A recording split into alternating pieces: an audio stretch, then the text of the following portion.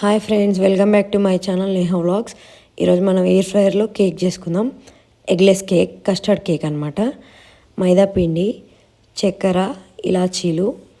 ఇది మనం same cake ప్రాసెసే చేసుకోవాలి ఫ్రెండ్స్. చూడండి, ఇలాగే చక్కెర మిక్సీ పట్టుకోవాలి మెత్తగా. మైదా పిండిలో నెయ్యి వేసుకోవాలి. నెయ్యి వేసుకున్న తర్వాత 2 టేబుల్ స్పూన్స్ కస్టర్డ్ పౌడర్ తీసుకొని అది కూడా మైదా పిండిలో వేసేసుకున్న తర్వాత షుగర్ పౌడర్ మెత్తగా గ్రైండ్ చేసి పక్కన పెట్టుకున్న షుగర్ పౌడర్ వేసుకోవాలి. 2 టేబుల్ స్పూన్స్ బేకింగ్ సోడా వేసుకోవాలి. ఇప్పుడు 1 కప్ ఆయిల్ వేసుకున్న తర్వాత చల్లని పాలు, మీగడతో ఉన్న పాలు తీసుకొని వేసేసుకోవాలి. ఇలా విస్కర్తో కానీ బ్లెండర్తో కానీ కలుపుకోండి.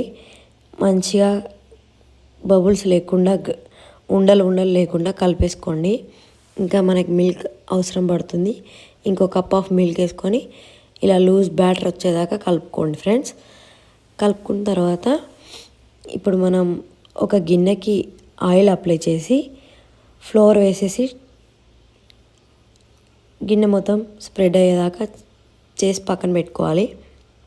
ఇప్పుడు మనం కలిపి పక్కన పెట్టుకున్న బ్యాటర్ అంతా గిన్నెలో ట్రాన్స్ఫర్ చేసుకొని ఇప్పుడు మనం ఎయిర్ ఫ్రైయర్లో చేస్తాం కాబట్టి స్టీల్ గిన్నె మాత్రమే వాడండి. ఇది ఎయిర్ ఫ్రైయర్ బాస్కెట్ ఫ్రెండ్స్.